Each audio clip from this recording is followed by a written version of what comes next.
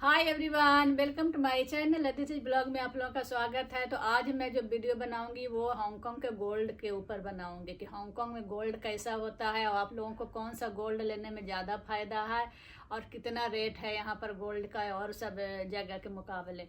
तो आज मैं उसी सिलसिले में पूरा ये ब्लॉग बनाऊंगी, तो आप लोग लास्ट तक देखिएगा। एक्चुअली हांगकांग का जो गोल्ड होता है ना गाइज, वो है जो 24 कैरेट का यहाँ पर लेना ज़्यादा अच्छा होता है। और एक चीज़ और मैं इसी में ऐड कर रही हूँ स्टार्टिंग में ही कि मैं जो गोल्ड दिखाऊंगी ना वो मैंने धनतेरस पर लिया था। तो आप लोगों से मैंने बोला भी था कि मैं दिखाऊंगी कि धनतेरस पर मैंने क्या लिया है, वो दिवाली के बाद ही इसका ब्लॉग में डालूंगी। तो आज मैं उसी के सिलसिले में वो भी दिखाऊंगी और हांगकांग के गोल्ड के बारे में आप लोगों से डिस्कस करूंगी। तो गाइज, हांगकांग का गोल्ड जो है ना वर्ल्ड फेमस गोल्ड है। ये ना दुनिया में सबसे मशहूर गोल्ड यहाँ पर है। और गोल्ड तो ऐसे सब जगह अच्छा ही मिलता है, लेकिन हांगकांग का जो गोल्ड है ना वो वर्ल्ड में थोड़ा सस्ता पड़ता है यहाँ पर। एक्चुअली यहाँ पर का मतलब 24 कैरेट का जो गोल्ड होता है उसका ज्वेलरी भी बनता है। ऐसा तो दुबई वगैरह में भी आपको ना ज्वेलरी मिलेगा 24 कैरेट का, लेकिन वो ना सिर्फ कड़ा होता है। जैसे होता है ना एक नॉर्मल कड़ा आप ले लीजिए, फिर आप उसको पहन के आप जा सकते हैं एयरपोर्ट पे, आपको रोकेगा नहीं है। फिर इंडिया में जाकर आप उसको ज्वेलरी में कन्वर्ट मतलब कर सकते हैं, तो आपको वो फ़ायदा होता है। लेकिन यहाँ पर जो है ना हर तरह का ज्वेलरी मिलता है आपको, ईयर रिंग, चेन और बहुत कुछ, अंगूठी, ये सब। तो यहाँ पर जो लेने में फ़ायदा है 24 कैरेट का गोल्ड, आप रिंग ले लें या तो जो कड़ा होता है ना, यहाँ पर बहुत अच्छा अच्छा कड़ा मिलता है। 3 तोला, 4 तोला, 5 तोला, जितना ग्राम का आप ले सकते हैं, 10 ग्राम, 20 ग्राम, आपके पास जितना बजट है उस हिसाब से।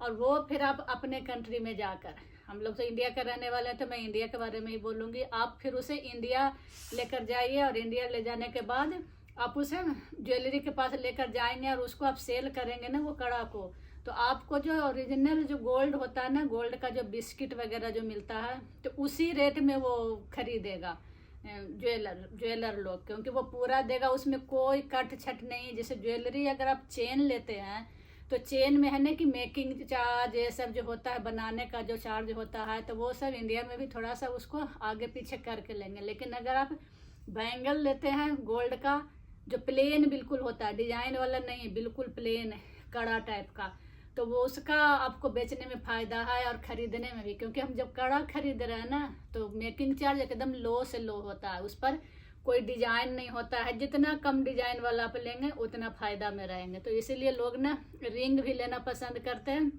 जैसे कि मैं दिखा देती हूँ आपको, मैं खुल तो नहीं रहा है रिंग मेरा, लेकिन मैं दिखा रही हूँ। जैसे रिंग है ना बिल्कुल प्लेन रिंग है, तो प्लेन रिंग में क्या है, इसमें तो कोई मेकिंग चार्ज नहीं मतलब लगेगा, थोड़ा परसेंट लगेगा। लेकिन जितना डिजाइन वाला रिंग लेंगे तो आपको उतना मतलब थोड़ा मेकिंग चार्ज देना पड़ेगा।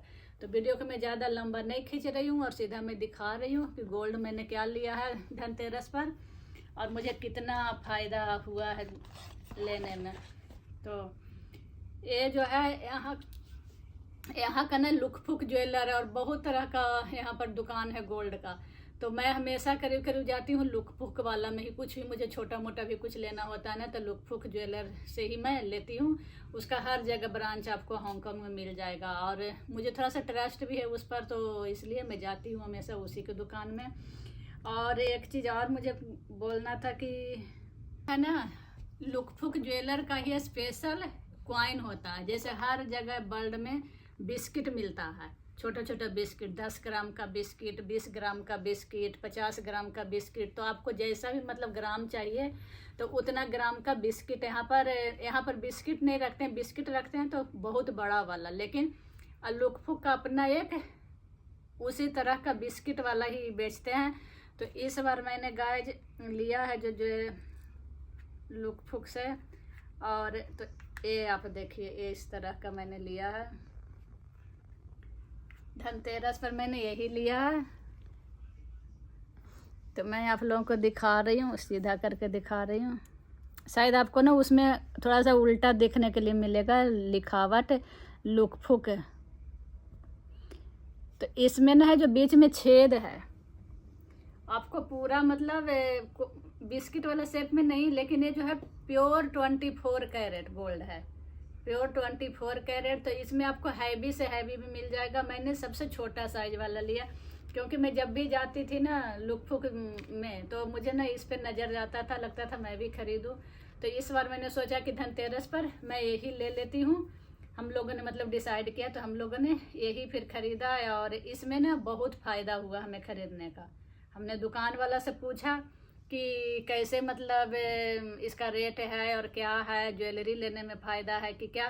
तो मैंने ना जो उन लोगों ने बोला कि अगर आप ये वाला बिस्किट लेते हो तो ये तो प्योर 24 कैरेट है, नो मेकिंग चार्ज, इसमें 1 पैसा भी मेकिंग चार्ज नहीं लगा है, और प्लस टैक्स भी कुछ नहीं लिया उन लोगों ने, टैक्स भी एकदम 0 टैक्स पर दिया है।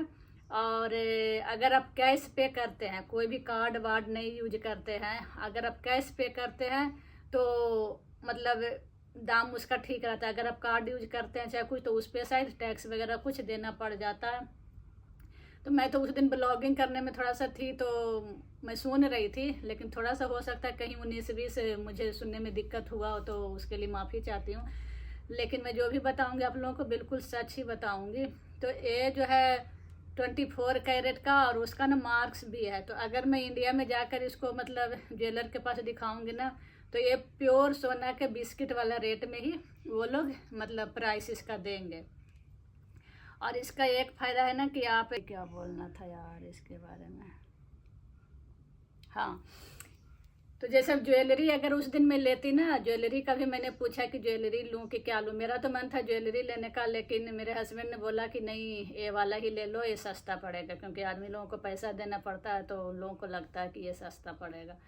तो एज ए मतलब ज्वेलरी ना लेकर मैंने ए वाला लिया है। और इसमें ना जैसे ज्वेलरी वाला गोल्ड था 80 का मतलब रेट, मतलब 80,000 पर मतलब वो था 80,000 पर तोला, 10 ग्राम पर 80,000 इंडियन रुपीज में बता रही हूँ, इंडियन करेंसी।